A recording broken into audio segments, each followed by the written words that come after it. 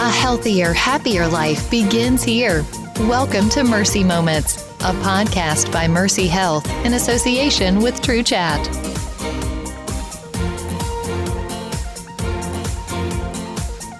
Did you know that the smallest ultrasound transducer in the world can fit inside a human blood vessel? Or that because some animals use sound to locate and or navigate, that they can actually hear ultrasound waves. Dogs and cats, for example, can echolocate. Ultrasound units no longer just produce 2D or what some call flat-looking images. They now can do 3D, 4D, and even Doppler to visualize things like blood flow, take biopsies, and diagnose complicated disorders. Thank you for tuning in today. My name is Terry Ceyler, your host for Mercy Moments, coming to you from Champaign County in the wonderful city of Urbana, Ohio. Today, we are going to speak with Mindy White about her experience performing ultrasounds and review the great resources available at Mercy Health Urbana Hospital. Mindy has been a technologist for many years and now runs the ultrasound program at Enon, Urbana, and Springfield.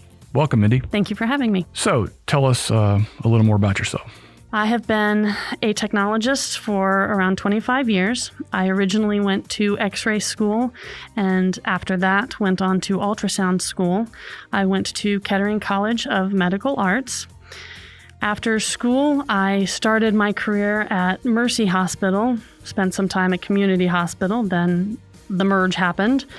Went away for a little bit, and I'm now back within the Mercy system. I've been back for 5 years approximately, and have been supervisor for 2.5 of those years.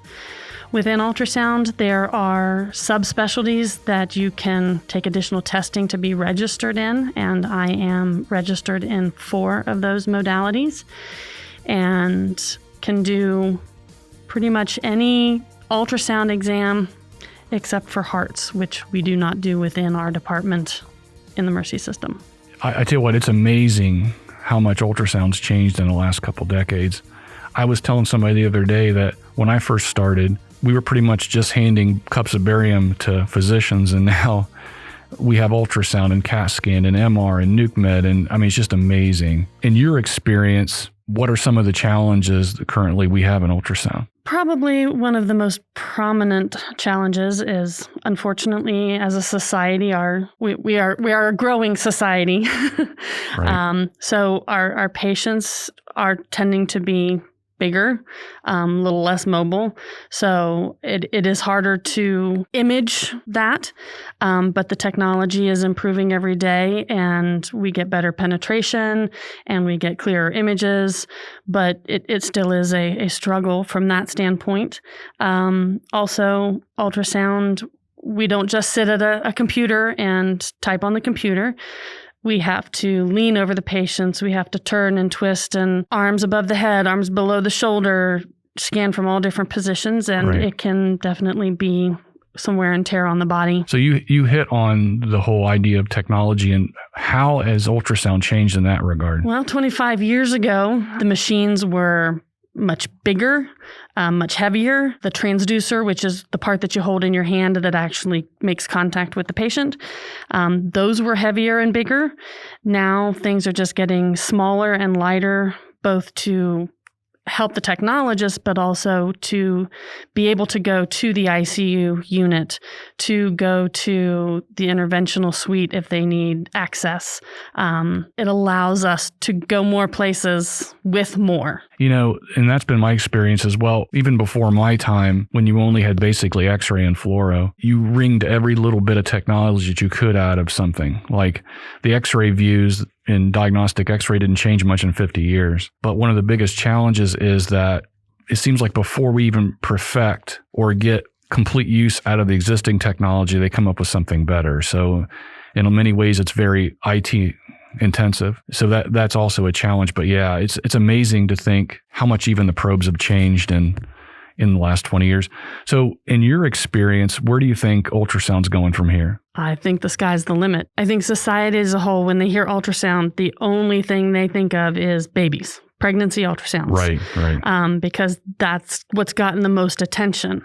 But we do so much more than that. We actually, within the Mercy system, obstetrics is probably the modality that we do the least of. We can do anything abdominal. We can do pregnant or non-pregnant pelvises. We do a lot of vascular exams looking at the neck arteries, the leg veins. We do a lot of small part things like thyroids. We can scan people's arms and legs for lumps and bumps. Right. And the things that we can do are just expanding from there. And that's due primarily to the probes? And the technology. Resolution and stuff like that. As you mentioned in your opening, I mean, they have such small transducers that they can feed them into blood vessels. Right. That wasn't even a thought 25 years ago when I started. Well, it's just funny because when you buy a unit now, there's umpteen probes that go with a cardiac probe and an OB probe and it's just amazing. Is there any other technologies that you would say are going to be game changer going forward? Specifically within ultrasound? Yeah. I think what they can do with their vascular applications is really where things are going to improve.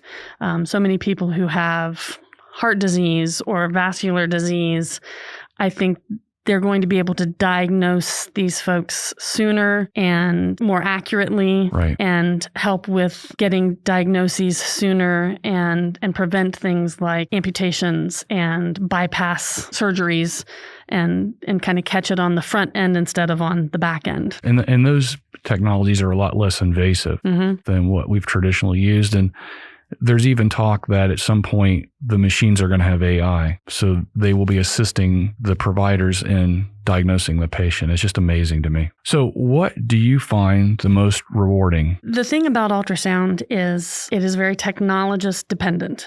The technologist is holding the probe in their hand and they get the pictures based on this angle, that angle, how they're turning and twisting.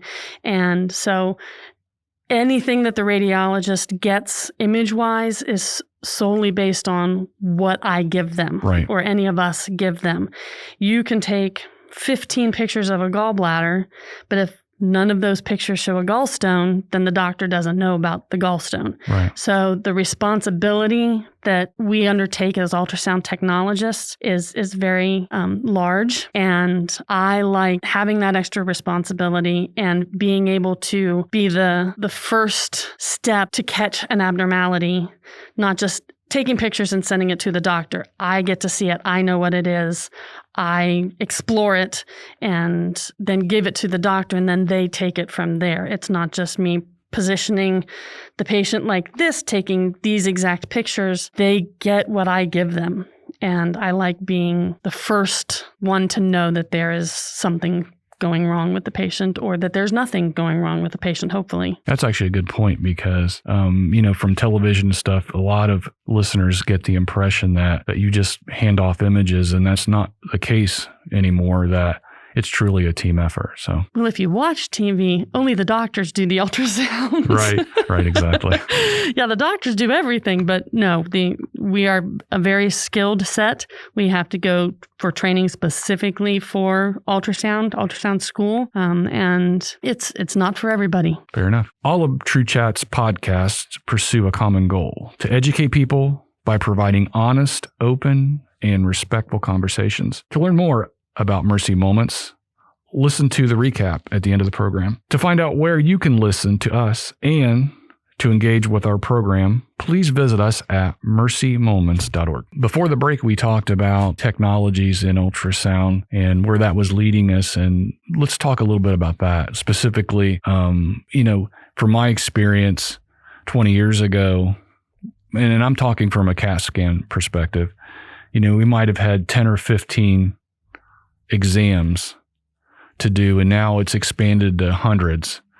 So talk about where the growth really is in ultrasound. For ultrasound, it's not so much the different types of exams that we do. Now, certainly there are more exams now than 25 years ago, but I would say that the focus is more on the quality of the exams, the information that we can give.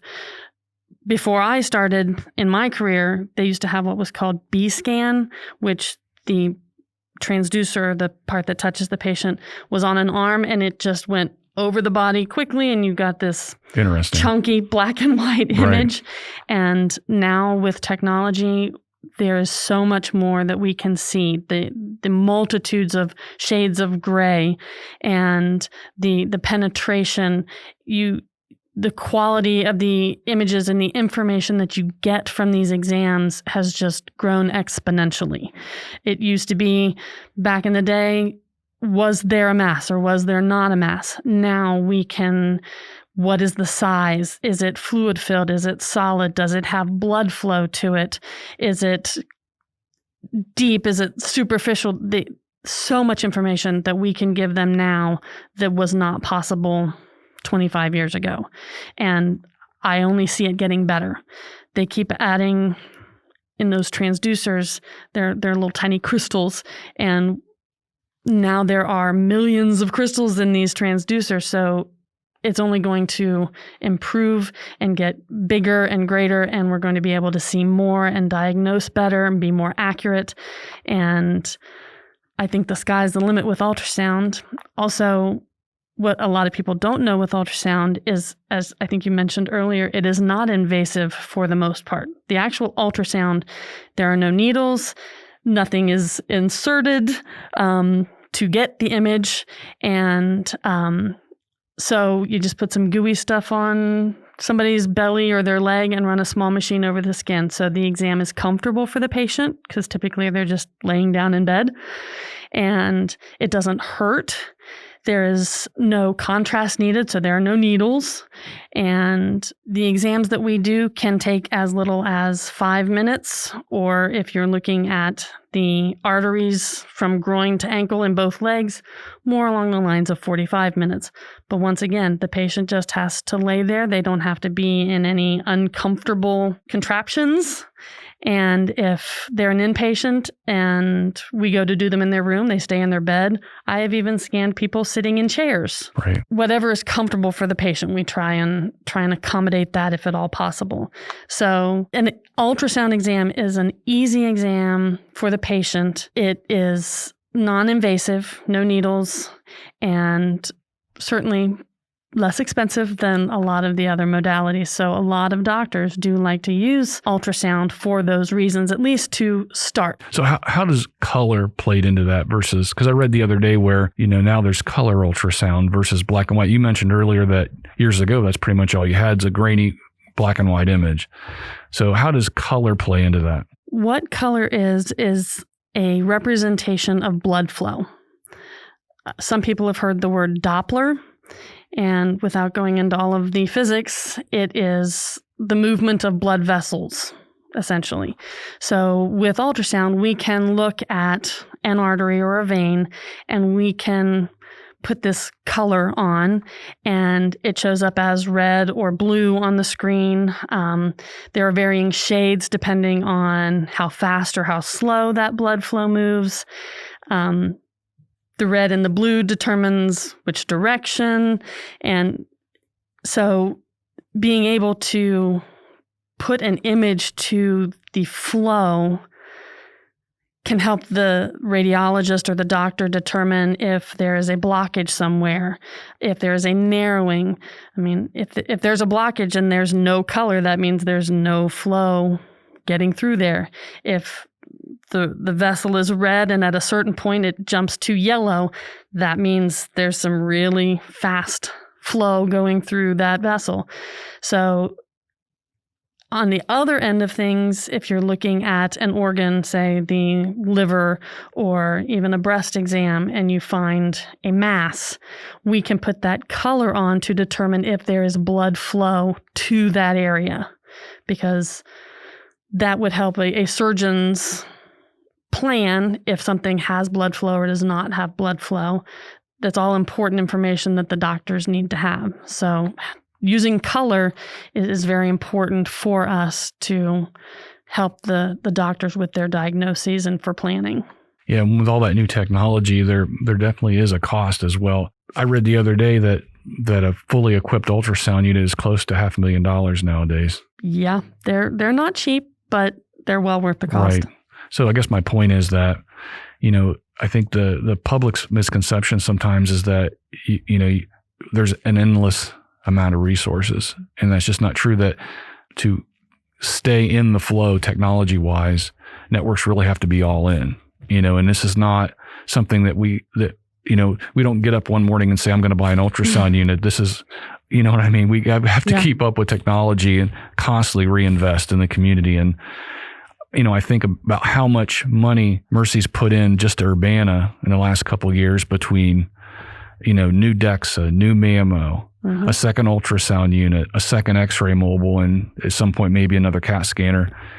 That's millions of dollars. In other words, you have to completely invest. And like I said, be all in, because you can't just dedicate $5 here, $5 there. This equipment's millions of dollars. So within ultrasound alone, all of our departments, we have gotten four new ultrasound units in the last few years. That's very significant. Right. And, and the hours and the days and everything else has expanded too. I mean, a couple years ago, we were limited by hours of service, days of service, equipment. And, Mercy's really put an incredible amount of resources into that. So like for ultrasound going forward, our plan is to add hours, days of service. And, like I said, we got a brand new unit, state-of-the-art unit, and we're getting ready to do a renovation of the whole department so we can use both units at the same time. In addition to color ultrasound, they're exploring 3D and 4D and AI and things like that. So getting back to our conversation earlier about where the profession's going, how does 3D and 4D play into that? I can speak to that a little bit. We do not currently offer 3D and 4D within our region, mostly because the main focus for 3D and 4D ultrasound is for obstetrics. And as I mentioned earlier, we don't do a lot of OB exams because the doctors do those in their offices. So they don't need to send them to us to do that. So 3D and 4D, for the most part, has been focused on obstetrics exams. Now, there are other applications that they are expanding into that I see coming down the road. So I'm sure we'll get to that eventually. Things like you can do GYN exams with 3D to show a true extent of a polyp or a mass. And there are other applications, I'm sure, with vascular that the 3D is helpful because it's a live image per se. So it's here. It definitely has applications, and I'm sure it will be coming to Springfield and Enon and Urbana soon enough. And that's how those three things tie in together, because from running a 3D lab, which originally started with the help of CAT scan and things like that, you can truly measure the volume of something. That's what we're talking about. Like traditionally on a 2D image, you could measure something, north and south or east and west, but you really didn't get an idea of what you were dealing with there as far as volume wise. So given what the ultrasound is telling you and the ability to make it 3D and 4D, you can truly kind of get an idea of what it is and how much of it's there. So that's a good point. I would say the application that will most likely come to us first is the vascular. Right. Specifically talking about a carotid artery, which is the main artery in the neck. You can create these 3D images that you can turn 360 and head over heels kind of image, and you can further classify how significant a stenosis is that you can't get with just a general 2D image. Yeah, that's amazing in itself. Most networks are developing 3D labs to do that, to process MR and CT and ultrasound images and take that data, because that's another misconception. I think people think that we still make images, and we make data is basically what we do. And from the data, we get images. So you can get 2D, 3D, 4D, axial, sagittal, coronal. I mean, it's just endless, the amount of views that you can get. But our main goal is to collect data, and from the data come the images. So just to recap, our program today has been about the innovations and resources available within ultrasound and basically the resources that we have within the community. I'd like to thank my guest again today, Mindy White, for being on the program. Remember, you can listen to Mercy Moments on TrueChat via Spotify, Apple Podcasts, Stitcher, and anywhere else fine podcasts are found. For Mercy Moments, Mercy Health Urbana Hospital and True Chat. I'm your host, Terry Ceyler. And I'm Mindy White. Thank you again for tuning in today, and look for and listen to our other podcast as well. Stay healthy, Ohio.